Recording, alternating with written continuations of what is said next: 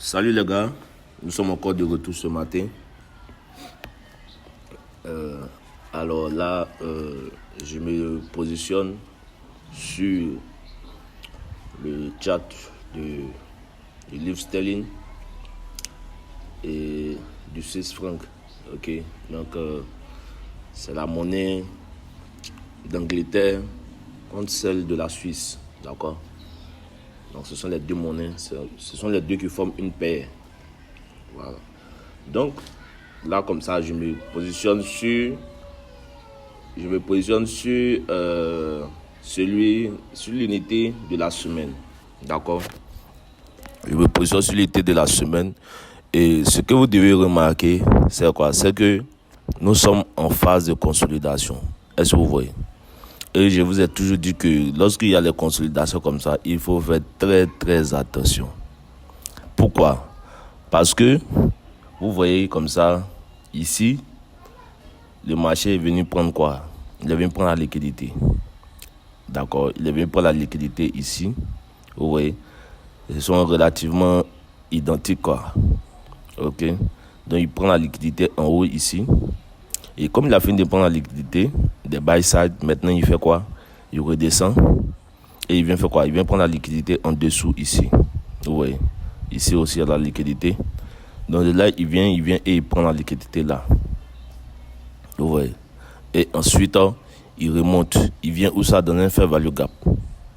D'accord? Un FVG. Donc quand il vient dans le FVG ici comme ça, et il revient, il consolide encore. Et il descend. Maintenant, voici ce qui va se passer. Lorsqu'il vient, il prend ce lot-là. Ok, il a pris ce lot. Et vous voyez encore que il descend jusqu'ici. Ici, c'est un rejection block que vous voyez là. Donc, le rejection block, c'est tout simplement vous voyez les bougies là, elles ont des corps. Ok. Donc, celui qui a le corps le plus bas, c'est lui que vous prenez. D'accord? Quand vous prenez deux bougies comme ça, celui qui a le corps le plus bas, ignorez les mèches. Prenez seulement les corps. Donc, vous voyez que ici, c'est la bougie noire là, son corps qui est plus bas que celle de la bougie bleue. D'accord? Donc, vous voyez, c'est là que j'ai mis mon trait. Et quand je le prolonge dans le temps, vous voyez que c'est là que le marché vient. Vous voyez, c'est là que le prix est venu. Et il s'est stoppé là, il s'est arrêté là. Donc ça, ce sont les niveaux qui sont très très sensibles.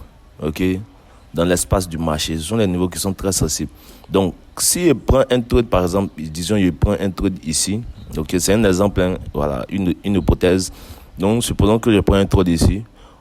En tout cas, ici, ça sera un objectif. Ok, parce que nous sommes sous un lot.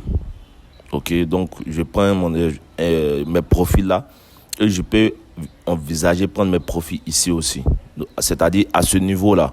Donc quand le marché arrive là comme ça, voilà, c'est-à-dire j'ai fini. Ok, maintenant la stratégie que je vais vous montrer aujourd'hui, c'est quoi? C'est la même stratégie, elle n'a pas changé. Vous voyez, quand vous voyez par exemple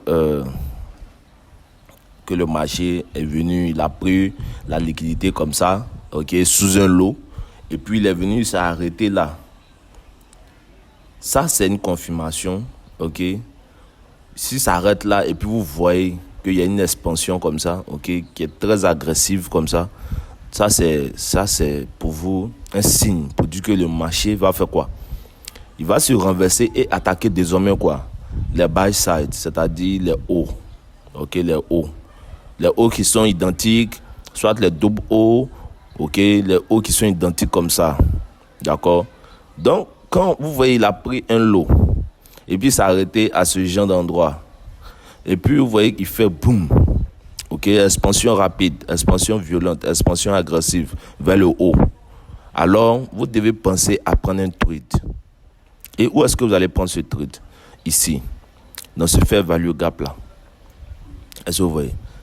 Ça, c'est un fair value gap. Vous voyez le rectangle qui est là. Ça, c'est un fair value gap qui est là. D'accord? Donc, si vous voyez le scénario que je viens de décrire là, si le scénario se répète, et que vous voyez un fair value gap ici, alors c'est dans le fair value gap là que vous prenez votre trade. Est-ce qu'on s'est compris? Donc, si vous prenez votre trade là comme ça, vous mettez votre stop loss où ça? Ok, voici une bougie, deux bougies, trois bougies. Le fair value gap, il se forme avec trois bougies. Ok, le low de cette bougie et le haut. Bon, le haut, lorsque je dis le low, c'est le bas. Hein, voilà. Pour ceux qui ne comprennent pas bien les thèmes, je vous dis de retourner dans mes vidéos précédentes. Ok, j'ai expliqué tous ces thèmes-là dans mes vidéos précédentes. Donc, il faut retourner dans les vidéos précédentes pour aller écouter. Ok, voilà, pour apprendre davantage. Donc, les lows ou les lows en anglais ou les bas en français. Ok, donc les lows ou bien les bas là, ok, forment la partie supérieure du fair value gap. Et ici, le haut ou le high en anglais de cette bougie forme la partie inférieure du fair value gap. Donc, c'est tout ça qui forme le fair value gap. Ok, où il y a mis le rectangle.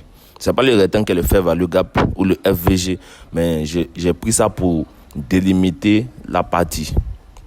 Donc, dans ce cas, par exemple, vous allez mettre votre stop loss où? La deuxième bougie, le lot de la deuxième bougie, ici comme ça. Ok, ici. Donc, vous allez mettre votre bougie et votre stop loss là. Est-ce que vous voyez? Et vous rentrez dans tout ça là. Ok, vous avez l'opportunité de rentrer dans tout ce qui est dans tout ce rectangle là. Vous avez la possibilité de prendre votre trade là. Et votre objectif est où? Votre objectif, c'est d'abord ici.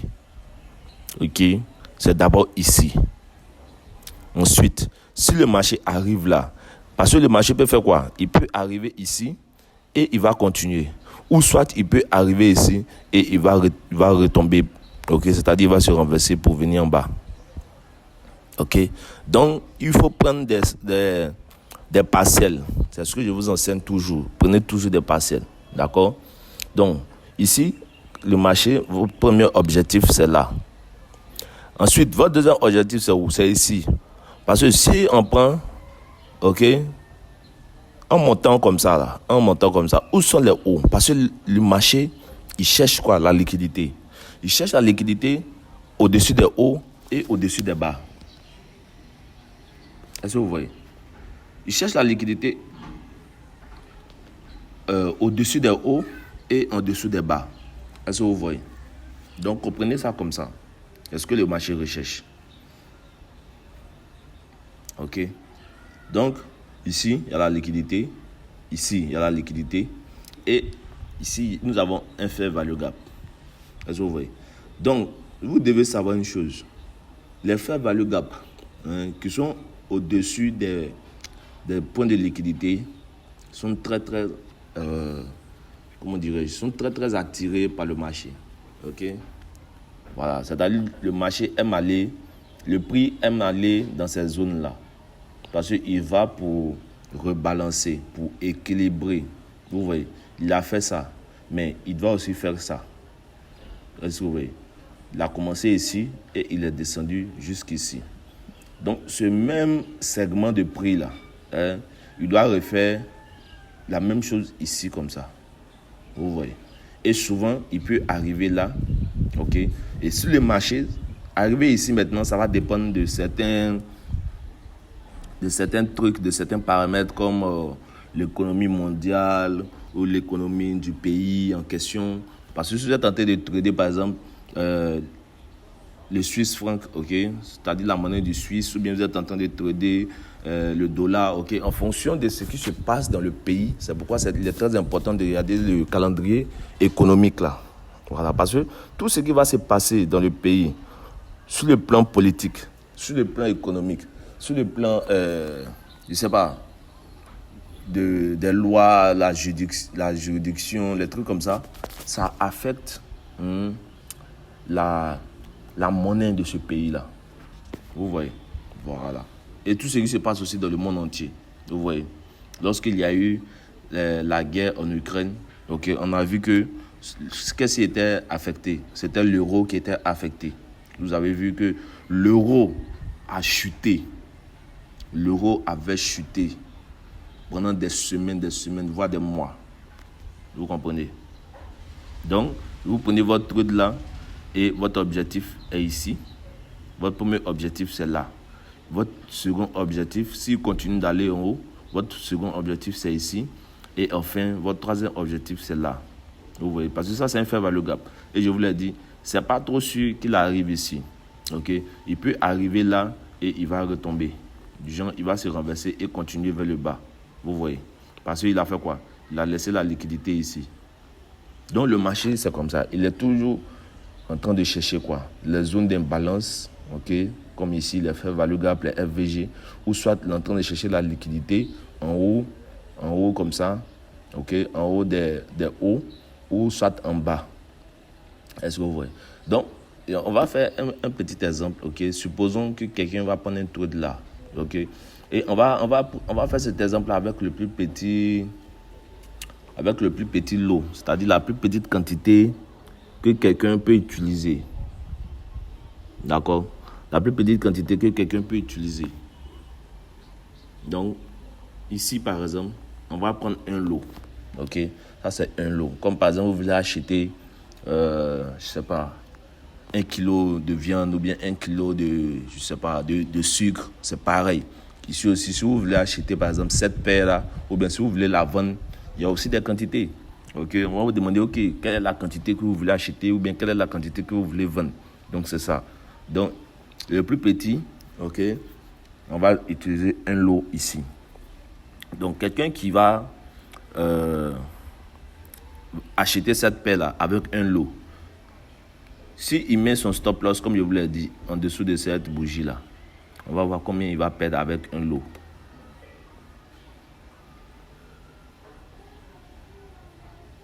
Voilà, voici ça. Donc, avec un lot,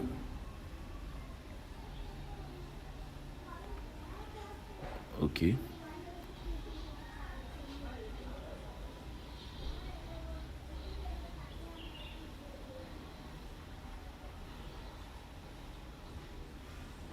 On dit que c'est 90-56. Hein?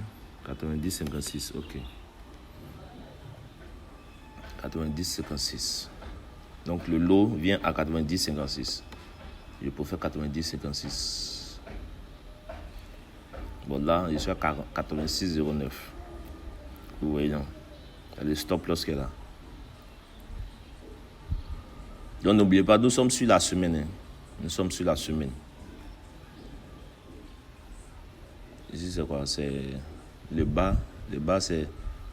Ok. Le bas, c'est 85-17. Ok. 85-17. Et ici, notre stop là, c'est où? 86-09. Ok. Ça marche.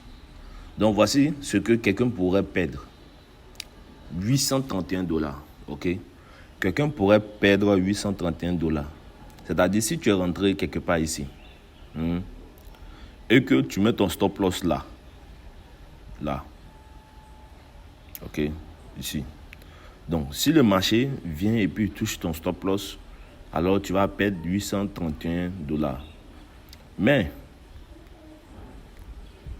si le marché va en ta faveur comme ça, ok, si le marché va en ta faveur comme ça, déjà ici, ça fait combien? 2500 $. Vous voyez.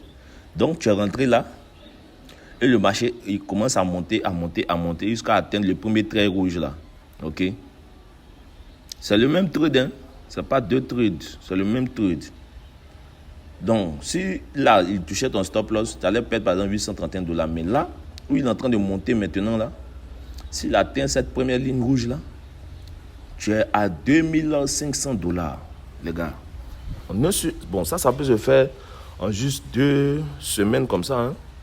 Ok? 2 semaines parce que ça, c'est une semaine. Donc, supposons que si la dernière semaine atteint ici, voilà, en 2 semaines. Ensuite, la même chose. On va maintenant prolonger en haut ici. Au deuxième trait rouge qui est là. Ok? Nous allons maintenant le prolonger au deuxième trait rouge qui est là. Donc, premier trait rouge, 2500 $.